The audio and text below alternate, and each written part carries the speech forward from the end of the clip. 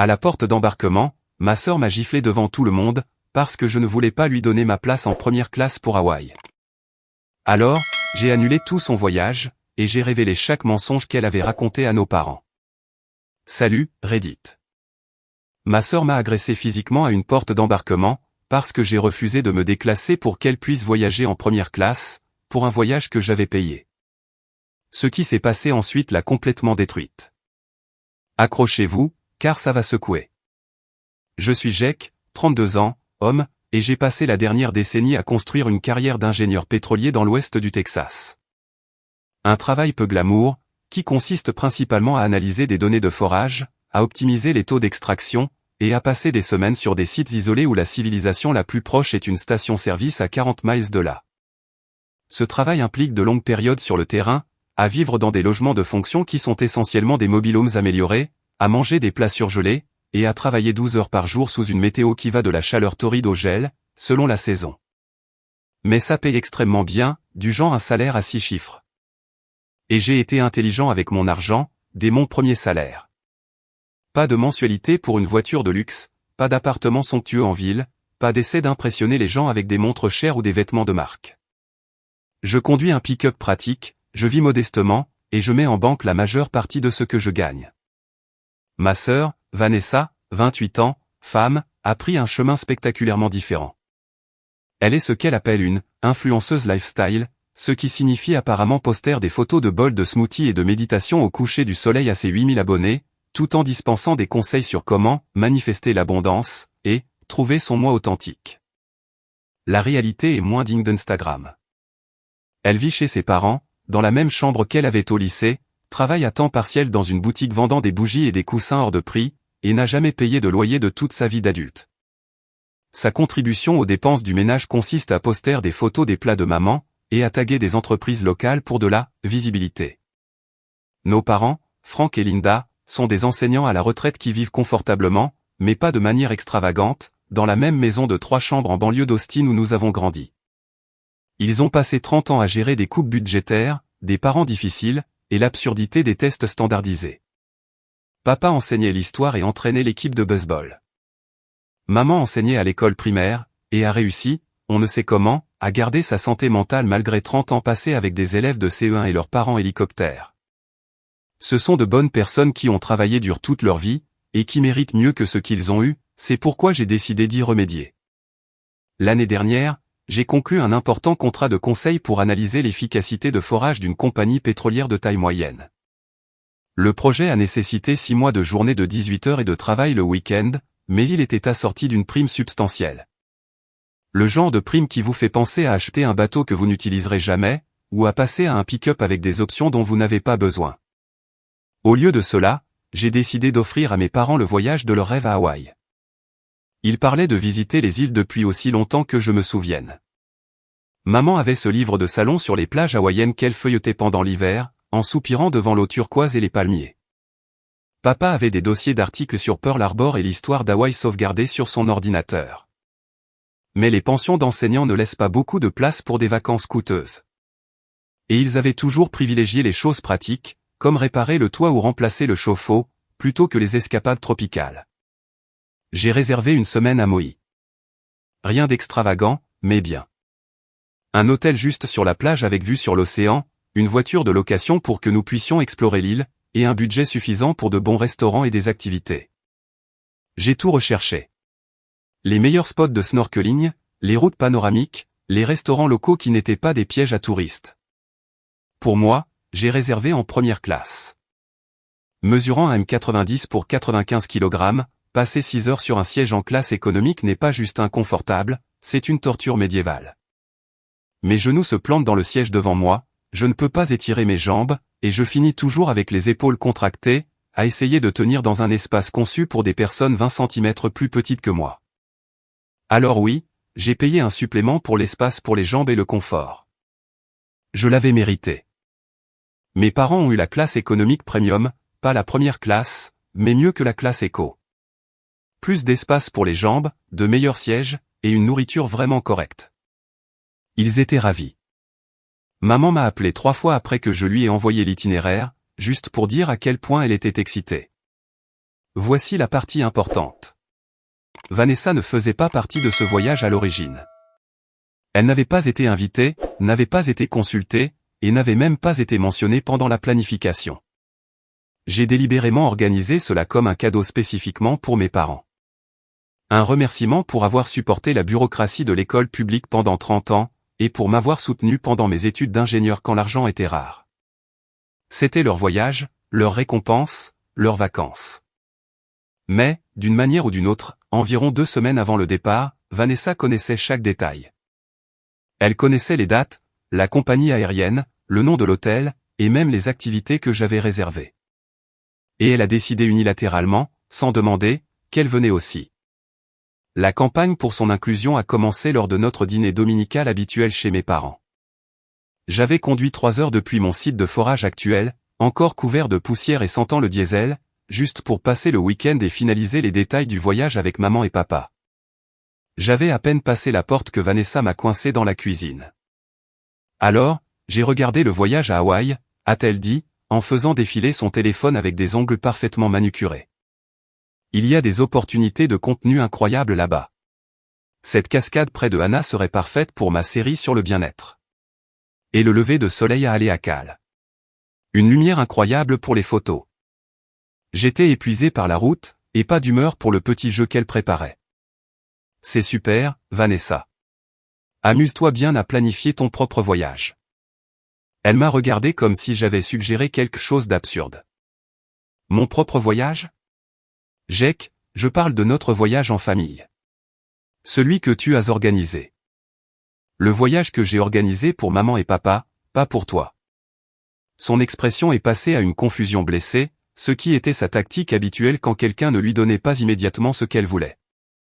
Pourquoi ne serais-je pas incluse? Je fais partie de la famille. Parce que je ne t'ai pas invité. C'est un cadeau pour nos parents, pas des vacances de groupe. C'est assez blessant, dit-elle, la voix prenant ce tremblement qui signifiait qu'elle se préparait à la manipulation émotionnelle. Tu es en train de dire que je ne fais pas partie de cette famille. J'ai expliqué que ce n'était pas du tout ce que je disais. Je disais que j'avais organisé un voyage spécifique, pour des personnes spécifiques, et qu'ajouter quelqu'un à la dernière minute compliquait la logistique, chamboulait les réservations, et changeait toute la dynamique de ce qui était censé être des vacances relaxantes pour 2 personnes qui l'avaient bien mérité. Tu ne penses pas que j'ai mérité des vacances? A-t-elle rétorqué. Je travaille dur aussi, tu sais. La version de Vanessa du « travail dur » consistait à poster 3 photos par jour, et à se présenter occasionnellement à ses gardes à la boutique quand elle en avait envie. Mais le souligner n'aurait fait que déclencher une dispute.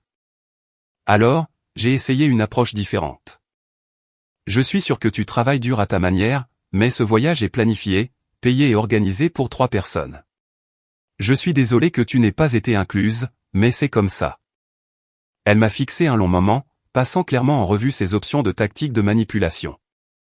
Puis, elle est entrée dans la salle à manger où nos parents mettaient la table, et a annoncé d'une voix tremblante de tristesse fabriquée, « Jake dit que je ne suis pas invité au voyage familial à Hawaï. » Le visage de maman a immédiatement montré de l'inquiétude. « Quoi, Jake?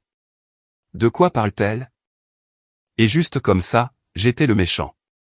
Pas Vanessa, pour s'être invitée à quelque chose dont elle ne faisait pas partie, mais moi, pour avoir maintenu une limite. Papa a essayé de jouer les médiateurs. Asseyons-nous tous et parlons-en calmement. Autour d'un rôti pour lequel j'avais perdu l'appétit. Vanessa a exposé ses arguments. Elle se sentait exclue. Elle avait l'impression que je ne la valorisais pas en tant que sœur. Elle avait l'impression que j'utilisais l'argent pour créer des divisions dans la famille. Chaque déclaration était soigneusement conçue pour me faire passer pour un scélérat, tout en se positionnant comme la victime. Je veux juste passer du temps avec ma famille, a-t-elle dit, les yeux brillants. Est-ce si mal? Maman avait l'air tiraillée. Jake, chérie, peut-être qu'on pourrait faire de la place pour une personne de plus. Ce serait bien d'être tous ensemble. Tout le monde est ensemble, ai-je répondu. Les 3 personnes que j'ai invitées. Tu es assez rigide sur ce coup, a observé papa, en essayant sa voix de professeur diplomate. Quelle est la vraie raison pour laquelle tu ne veux pas de ta sœur là-bas? La vraie raison était compliquée. C'était des années à voir Vanessa recevoir un traitement de faveur pendant qu'on attendait de moi que je sois responsable. C'était chaque fois que je la sortais d'un pétrin financier, ce qui arrivait au moins 2 fois par an. C'était la façon dont elle traitait chaque réunion de famille comme une séance photo pour ses réseaux sociaux, au lieu d'un vrai moment de qualité. C'était savoir que si elle venait, le voyage cesserait de concerner maman et papa, et commencerait à tourner autour des besoins de création de contenu de Vanessa. Mais dire tout cela me ferait paraître mesquin et jaloux. Alors, j'ai opté pour quelque chose de plus simple. J'ai planifié un voyage pour 3 personnes. Ajouter une 4e personne si tard signifie tout réorganiser. Je peux payer ma part, a annoncé Vanessa, ce qui aurait été plus impressionnant si elle ne m'avait pas emprunté 300 € 2 mois plus tôt, que je n'avais toujours pas revu. Maman a sauté sur l'occasion. Tu vois, elle paiera sa part. Problème résolu. Je voyais où cela menait. Si je continuais à refuser, je serais celui qui n'est pas raisonnable. Le frère rigide et autoritaire qui ne pouvait pas être flexible pour sa sœur. Il m'avait usé comme ça toute ma vie.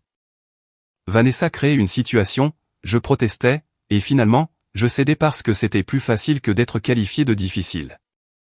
D'accord, ai-je dit, le regrettant déjà. Je te réserverai une chambre supplémentaire à l'hôtel, mais tu paies ton propre vol, tous tes repas, et toutes les activités que tu veux faire. Ce ne sont pas des vacances tout frais payés pour toi. Est-ce que c'est clair? Le visage de Vanessa est passé d'une tristesse blessée à une joie triomphante. Bien sûr. Merci, Jack. Tu ne te rendras même pas compte que je suis là. Je ferai mon propre truc la plupart du temps de toute façon. Cela aurait dû être mon premier indice que ça allait être un désastre. La semaine suivante est passée dans un tourbillon de travail et de derniers préparatifs de voyage.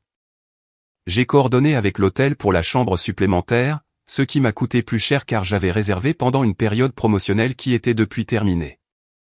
J'ai envoyé à Vanessa les informations de vol et les détails de l'hôtel, en lui rappelant explicitement qu'elle devait réserver son propre billet d'avion. Elle m'a répondu par un emoji pouce levé. J'ai supposé que cela signifiait qu'elle s'en était occupée.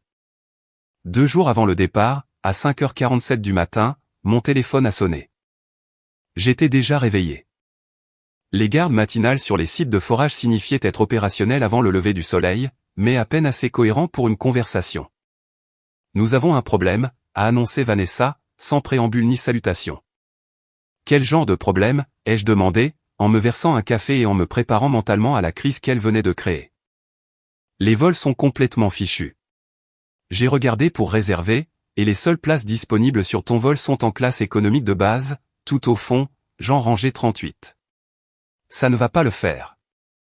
Je lui ai rappelé que des millions de personnes volaient en classe économique chaque jour et survivaient à l'expérience. 6 heures sur un siège d'avion normal ne la tuerait pas.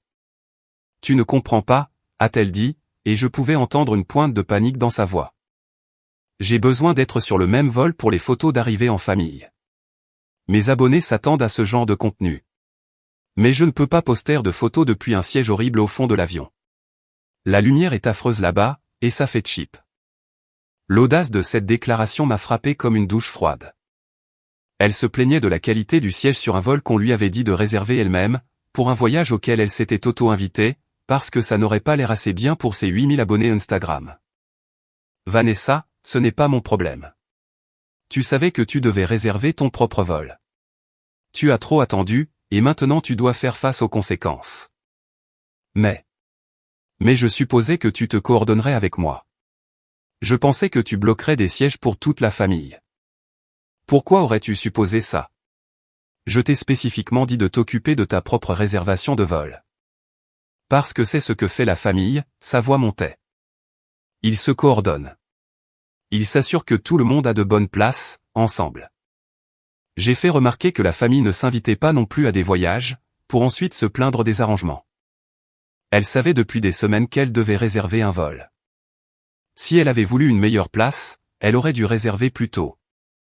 C'est tellement typique de toi, a-t-elle lâché. Tu as tout cet argent, et tu ne peux même pas aider ta sœur à avoir une place décente. T'aider? Vanessa, je ne t'ai même pas invité à ce voyage. Tu t'es invité toi-même, tu as promis de payer ta part, et maintenant tu es en colère que les conséquences d'une réservation tardive signifient que tu as une place en classe éco. Ce n'est pas mon problème à résoudre. Tu es un crétin égoïste, a-t-elle dit. Mes abonnés attendent un certain niveau de qualité. Si je poste du contenu depuis un siège horrible, ça nuit à ma marque. Sa marque. Sa marque de 8000 abonnés qui ne lui avait jamais rapporté un centime de revenu réel. Sa marque qui existait principalement dans son propre esprit, comme justification pour vivre sans payer de loyer et travailler à temps partiel. Débrouille-toi, lui ai-je dit. Je dois aller travailler. Elle a raccroché sans dire au revoir. Je me suis dit qu'elle était en colère, mais qu'elle finirait par réserver le billet, et que nous gérerions la situation des sièges une fois sur place. J'aurais dû m'en douter. Vanessa n'accepte jamais les situations qu'elle n'aime pas. Le matin du départ est arrivé, avec ce mélange d'excitation et d'épuisement qui accompagne les réveils à 4 heures du matin. Je suis allé chercher mes parents chez eux. Mon pick-up était chargé de bagages et de snacks pour le trajet jusqu'à l'aéroport. Maman et papa attendaient déjà sur le porche quand je suis arrivé, assis sur leurs valises assorties comme des enfants attendant le bus scolaire. Maman avait acheté une nouvelle robe d'été spécialement pour le voyage, un imprimé floral avec des palmiers. Papa portait sa chemise hawaïenne, qui venait en fait de chez Target, mais il l'adorait quand même. Il comptait les jours depuis des mois, barrant les dates sur le calendrier de la cuisine et planifiant ce qu'il ferait en premier à notre arrivée. Voir leur excitation valait le réveil matinal et le long trajet. C'étaient des gens qui avaient passé 30 ans dans des salles de classe, à gérer des coupes budgétaires, la pression des tests standardisés, et des parents qui pensaient que leur enfant était un génie. Même si le petit Jadon ne savait pas lire au niveau requis. Il méritait ses vacances plus que quiconque. Nous sommes arrivés à l'aéroport avec beaucoup de temps. L'enregistrement s'est bien passé. Les bagages ont été étiquetés et chargés, et nous nous sommes dirigés vers la sécurité, de bonne humeur. C'est à ce moment-là que Vanessa est apparue. Elle avait l'air d'avoir dormi peut-être 90 minutes. Ses cheveux, habituellement coiffés, étaient en un chignon désordonné, avec des mèches qui dépassaient dans tous les sens. Son maquillage était bavé sous ses yeux. Elle traînait une énorme valise qui dépassait clairement la taille limite, et elle dégageait une énergie frénétique qui a immédiatement déclenché des signaux d'alarme. « Vous voilà » a-t-elle dit, légèrement essoufflée. « Ça fait 1 heure que je t'envoie des textos. » J'avais délibérément mis mon téléphone en silencieux pour le trajet, voulant profiter de la conversation avec maman et papa sans interruption constante. « Qu'est-ce qui se passe ? » « Il faut qu'on parle, tout de suite, avant de passer la sécurité. » J'ai suggéré que nous pourrions parler à la porte d'embarquement après la sécurité, mais elle a insisté sur le fait que nous devions régler ça immédiatement. Quelque chose dans son ton indiquait clairement que ce ne serait pas une conversation rapide. Papa avait l'air inquiet. Maman avait cette expression qu'elle prend quand elle sait qu'un conflit approche, et qu'elle voudrait être n'importe où ailleurs. « Qu'est-ce qui est si urgent ?» ai-je demandé. La situation des sièges. Il faut qu'on arrange ça avant d'embarquer. Je lui ai rappelé que nous en avions déjà discuté plusieurs fois. Elle était en classe économique. Nous étions à nos places attribuées.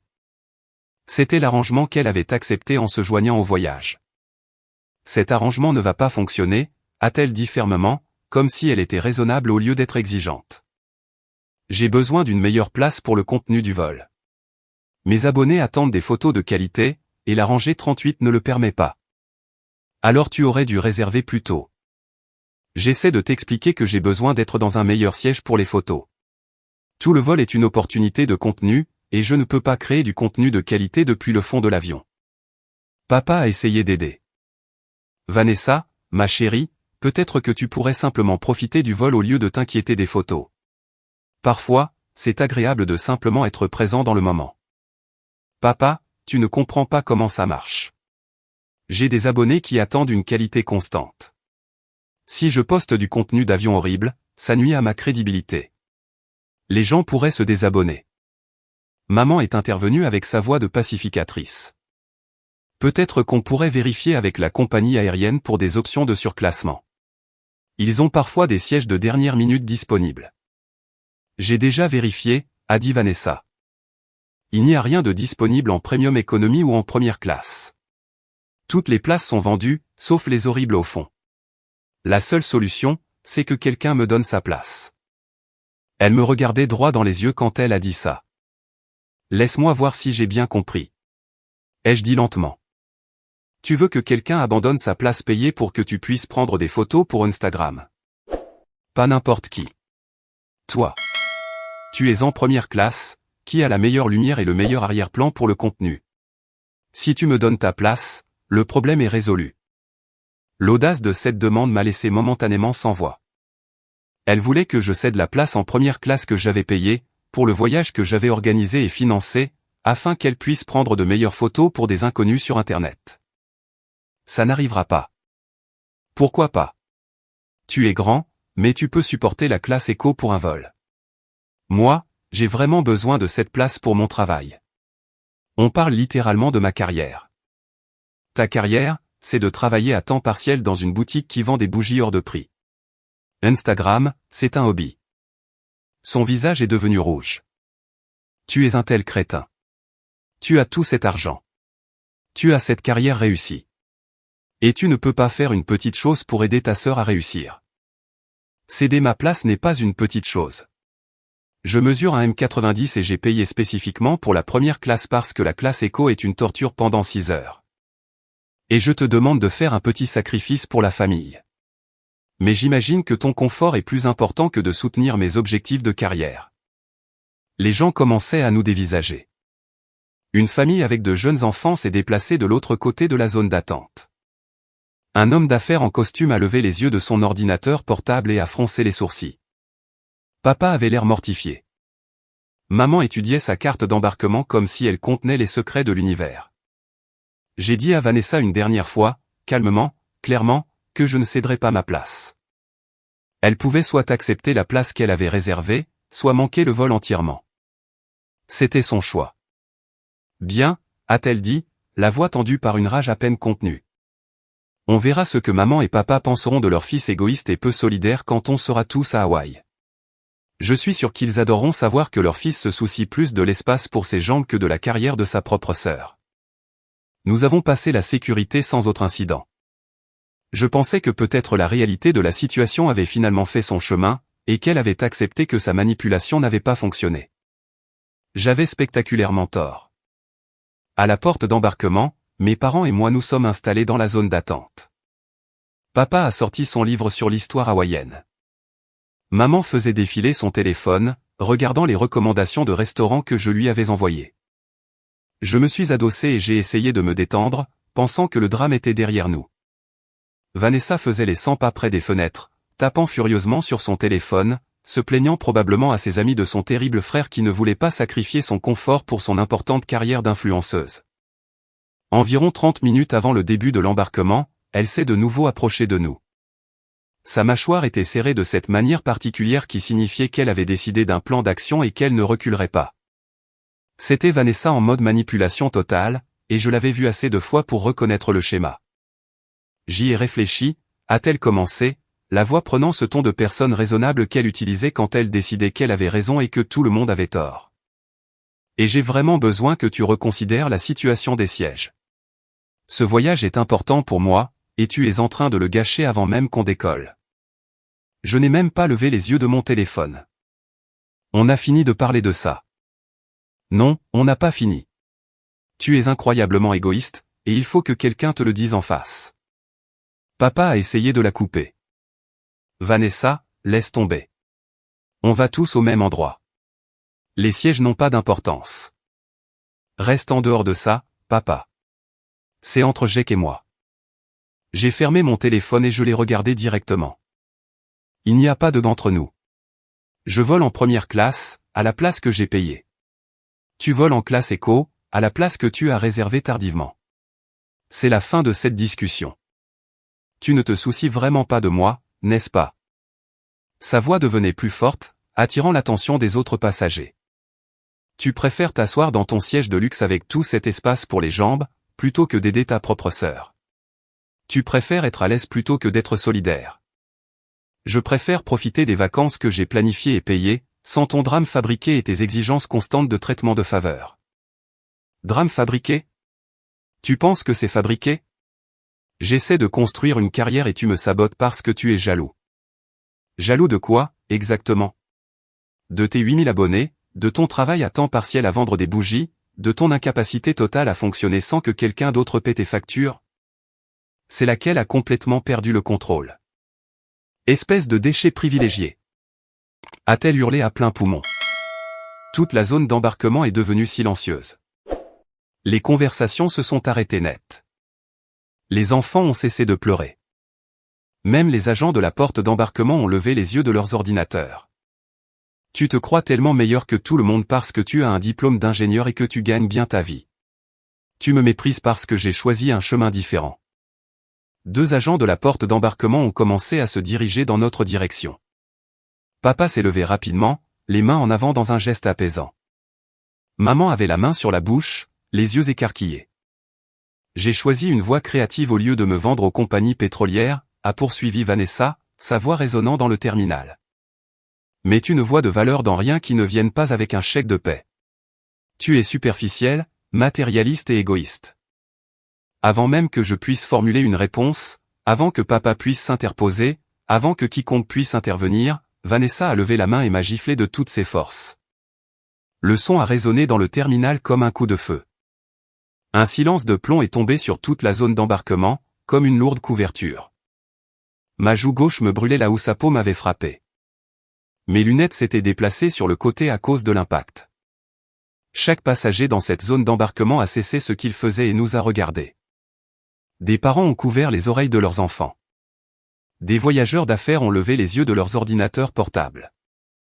Le couple de personnes âgées qui partageaient un muffin nous fixait, la bouche légèrement ouverte. Un agent de la porte d'embarquement est apparu à mon coude en quelques secondes. Madame, je vais vous demander de reculer, tout de suite. Vanessa respirait fort, les mains encore légèrement levées, la réalité de ce qu'elle venait de faire commençant à se dessiner sur son visage. Ses yeux étaient grands ouverts, comme si elle n'arrivait pas à croire qu'elle était allée aussi loin. Il le méritait, a-t-elle dit. Mais sa voix a vacillé. Il m'a traité comme une moins que rien toute la matinée. Il m'a provoqué. Deux agents de la sécurité de l'aéroport se sont matérialisés, apparemment sortis de nulle part. L'un s'est positionné entre Vanessa et moi.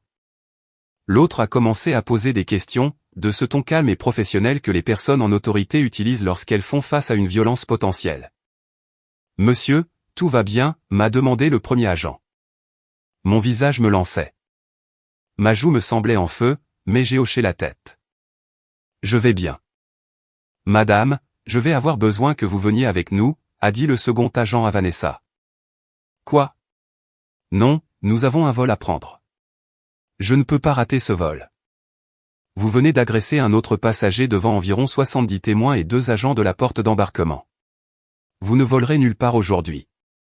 La crise de nerfs qui a suivi a été spectaculaire dans son désespoir. Vanessa s'est mise à pleurer. De vraies larmes cette fois, pas celles, fabriquées, qu'elle utilisait pour la manipulation. Elle a insisté sur le fait que c'était un malentendu, que je l'avais provoqué, qu'elle ne pouvait pas rater ce vol parce que c'était des vacances en famille et que ses parents seraient dévastés si elle n'était pas là. Les agents n'ont pas été impressionnés. Ils avaient clairement vu de nombreuses crises de colère à l'aéroport auparavant, et celle de Vanessa n'était ni unique ni convaincante. Ils sont simplement restés là, professionnels, pendant qu'elle passait par le déni, la colère, le marchandage, et finalement, l'acceptation en sanglots. Ils l'ont escortée loin de la porte, toujours en pleurant et en protestant. Un agent de la porte d'embarquement s'est approché de moi avec des papiers et une expression de sympathie bien rodée. Nous devons remplir un rapport d'incident, a-t-elle expliqué, en sortant une tablette. C'est la procédure standard pour toute altercation physique dans le terminal.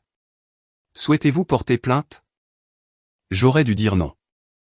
J'aurais dû être le plus mature, encaisser le coup, littéralement, et classer l'affaire comme une crise de Vanessa. J'aurais dû laisser passer ses actions, comme j'avais laissé passer tout le reste pendant les 28 dernières années. Mais j'ai regardé ma mère, qui pleurait silencieusement, mon père, dont le visage montrait de l'embarras et de la déception, et tous les passagers qui avaient vu ma sœur m'agresser en public parce que je ne voulais pas céder ma place pour des vacances que je payais. Oui, ai-je dit clairement.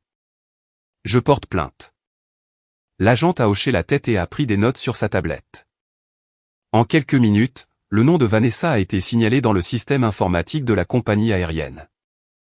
Elle ne volerait pas sur cette compagnie aujourd'hui, ni peut-être sur aucune autre, selon l'issue des poursuites et si elle finissait sur une liste d'interdiction de vol. Maman était bouleversée. Elle m'a attrapé le bras, le mascara coulant sur son visage. Jake, peut-être qu'on devrait tous rester. On ne peut pas laisser Vanessa seule ici, à gérer ça. Elle n'est pas seule, ai-je dit fermement. Elle est avec la sécurité de l'aéroport, et elle a fait ses propres choix. On monte dans cet avion. On va à Hawaï. On passe les vacances que j'ai planifiées et payées. Mais c'est ta sœur. Et elle m'a agressé en public parce que je ne lui ai pas donné ma place.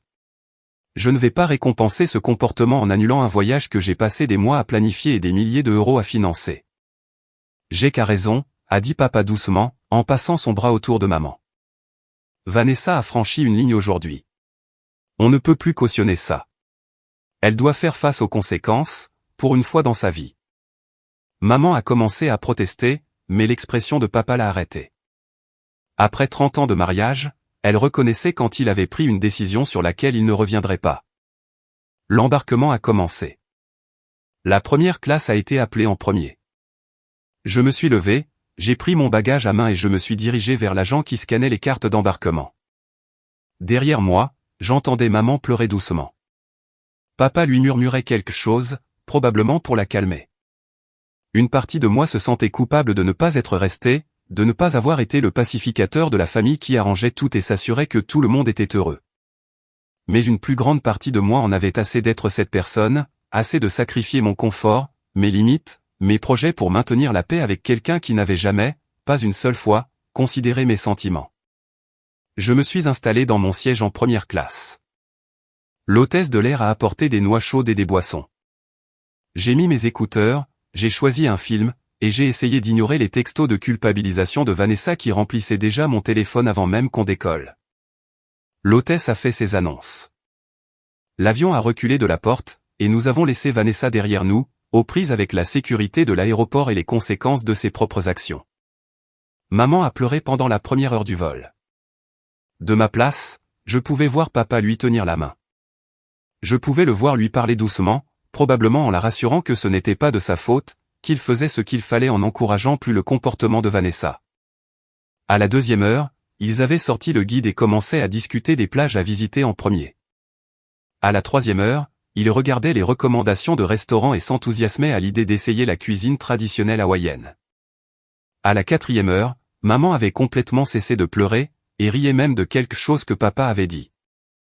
Il s'est avéré que retirer Vanessa de l'équation a considérablement amélioré le voyage, avant même qu'il ne commence. Nous avons atterri à Maui sous un temps parfait. 29 degrés, une légère brise, un ciel bleu infini. La voiture de location était exactement ce que j'avais réservé, elle fonctionnait bien et était propre. L'hôtel était juste sur la plage, comme sur les photos. Nos chambres avaient une vue sur l'océan, des lits confortables, et tout ce dont nous pouvions avoir besoin. Ce premier coucher de soleil, à regarder mes parents se promener sur la plage, main dans la main, et prendre des photos ensemble, m'a rappelé exactement pourquoi j'avais organisé ce voyage. C'était ce que j'avais voulu. Mes parents se détendant, s'amusant, vivant quelque chose de beau sans stress ni conflit. Vanessa a envoyé environ 200 textos lors de notre premier jour. Ils allaient de la fureur à la manipulation, en passant par l'apitoiement, parcourant toutes les tactiques de manipulation émotionnelle qu'elle avait perfectionnées au fil des ans. J'espère que tu es content. Je suis coincé à la maison pendant que vous êtes tous à Hawaï sans moi. Maman est dévastée. Tu as complètement ruiné cette famille. Les poursuites pour agression vont me coûter des milliers d'euros en frais d'avocat. Merci d'avoir détruit ma vie pour un stupide siège. Je n'arrive pas à croire que tu fasses ça à ta propre sœur. Tu es sans cœur. Papa a dit qu'ils devront peut-être payer une caution si je suis arrêté. Tu fais littéralement vivre un enfer à nos parents. J'ai éteint mon téléphone et je me suis concentré sur les vacances. Les 3 jours suivants ont été tout ce que j'avais espéré. Nous avons fait du snorkeling au cratère de Molokini, où maman a vu une tortue de mer et a pleuré de joie. Nous avons parcouru la route de Hana, en nous arrêtant à chaque cascade et point de vue panoramique pour prendre des photos. Nous avons regardé le lever du soleil à Haleakala, debout au sommet d'un volcan endormi, pendant que le ciel prenait des couleurs dont je ne connaissais pas les noms.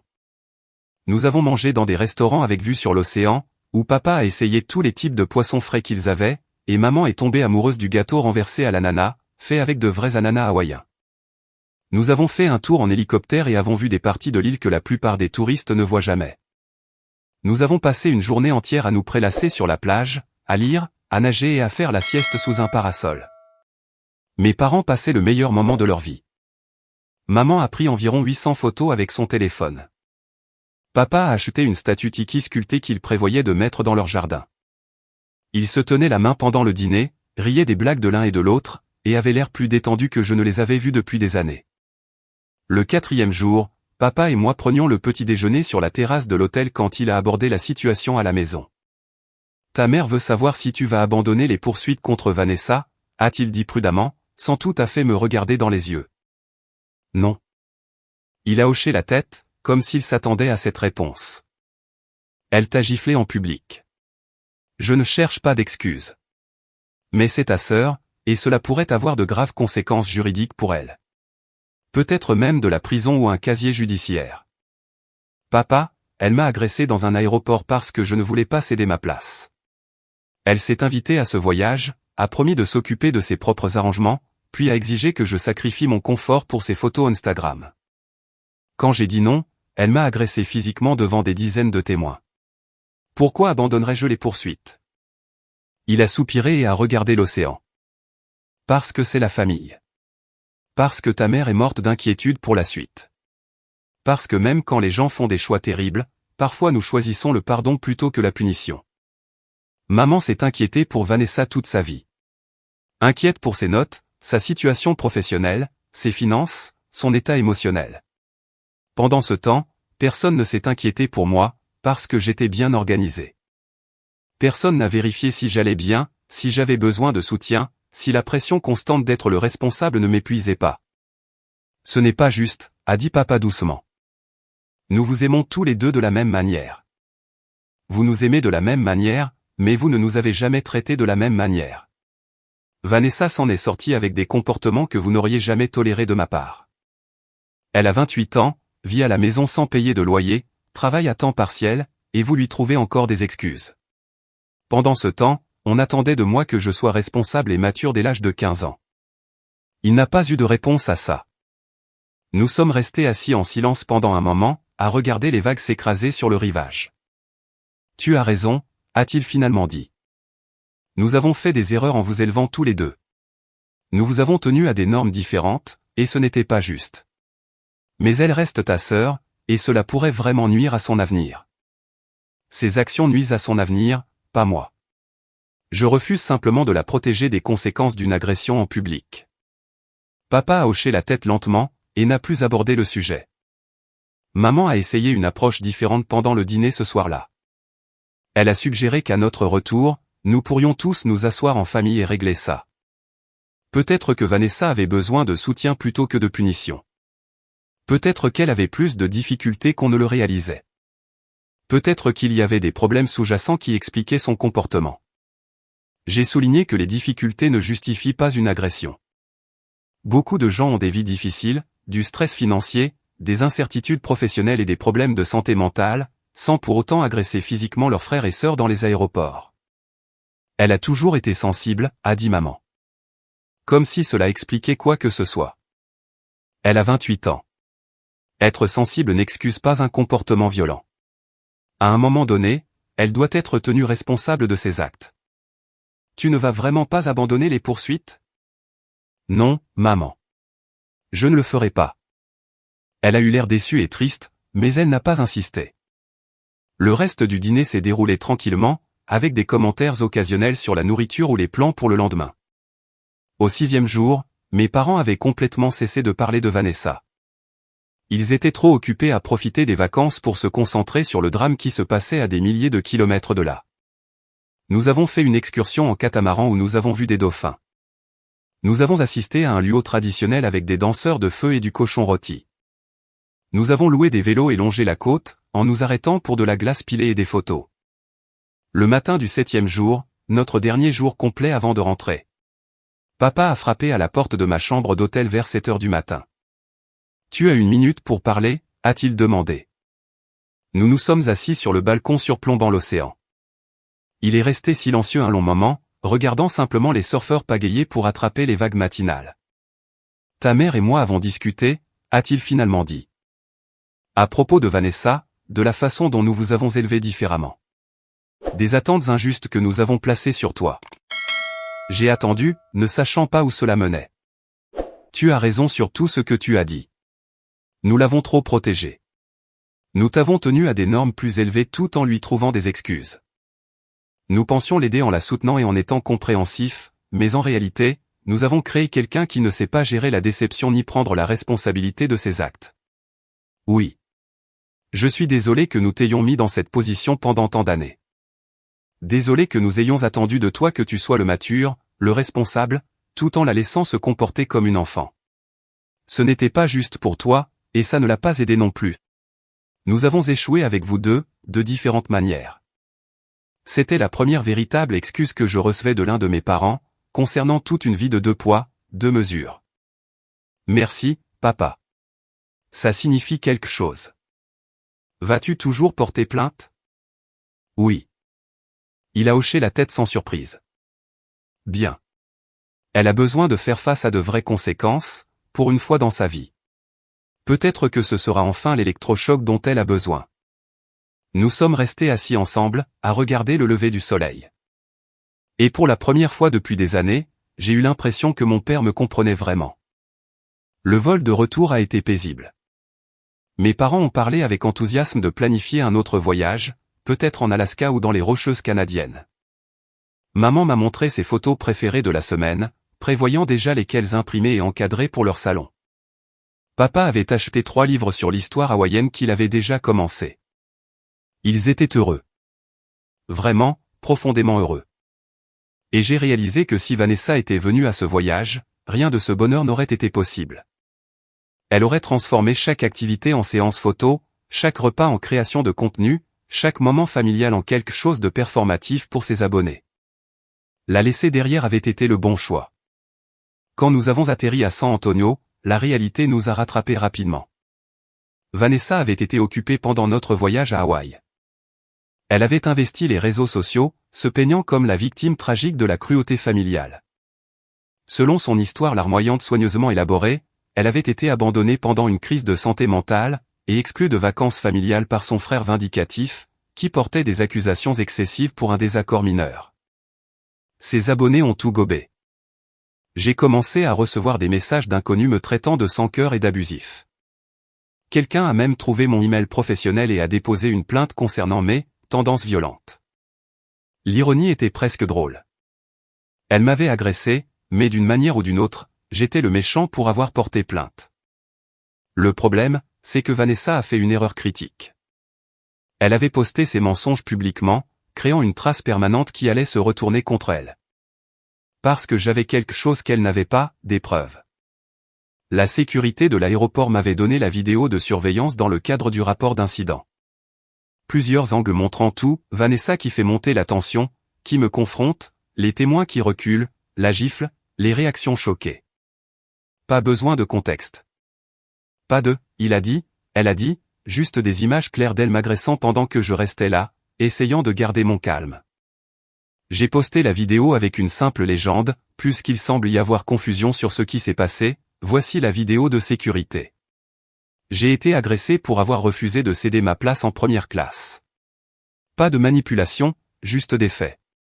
Jugez par vous-même. La réaction a été brutale. Les gens qui m'avaient envoyé des messages haineux se sont tus. Les abonnés de Vanessa qui l'avaient défendu ont commencé à exiger des explications. Les commentaires sur sa publication sont passés de solidaires à accusateurs. En quelques heures, Vanessa a tenté de limiter les dégâts, affirmant que la vidéo était hors contexte et que je l'avais provoquée émotionnellement hors caméra. Personne n'y a cru. Les preuves étaient trop claires. Son nombre d'abonnés a chuté en flèche. En 48 heures, elle avait perdu plus de 2000 abonnés. De petites marques se sont discrètement distancées. La boutique où elle travaillait à temps partiel l'a licenciée après que la propriétaire a vu la vidéo. En une semaine, elle a supprimé la plupart de ses réseaux sociaux et a pratiquement disparu d'Internet. Maman a appelé, contrariée que j'ai humilié Vanessa en postant la vidéo. Elle s'est humiliée elle-même, ai-je dit. Tout ce que j'ai fait, c'est poster la vérité. Elle a perdu tout ce qu'elle avait construit. Elle a perdu une crédibilité qu'elle n'a jamais méritée. Peut-être qu'elle apprendra que les actions ont des conséquences. Les poursuites pour agression ont suivi leur cours. Vanessa a tenté de les contester, mais les preuves étaient accablantes. Elle a finalement accepté un accord de plaidoyer, coupable d'agression simple, 1 an de probation, 40 heures de travaux d'intérêt général, et le remboursement de mes frais de justice. Elle a également été signalée par cette compagnie aérienne et plusieurs autres, rendant ses futurs voyages en avion un cauchemar pour elle. Mes parents ont lentement changé d'avis. Ils ont cessé de lui trouver des excuses et d'attendre de moi que je sacrifie mes limites. Papa et moi avons commencé à avoir de vraies conversations. Maman m'a envoyé des recettes, des petites choses montrant qu'il commençait à me voir comme une personne, pas seulement comme le fils responsable qui réglait les problèmes. Vanessa et moi ne nous parlons plus. Aux dernières nouvelles, elle avait déménagé à Phoenix, travaillait au service client pour une entreprise de vente en ligne, et vivait dans un petit appartement avec une colocataire. Fini les rêves d'influenceuse, fini la vie sans loyer, fini d'attendre que les autres financent son style de vie. Si vous avez aimé cette vidéo, veuillez cliquer sur le bouton d'abonnement. Cela aide vraiment la chaîne et nous aide à vous apporter plus d'histoires, et de meilleure qualité. Merci.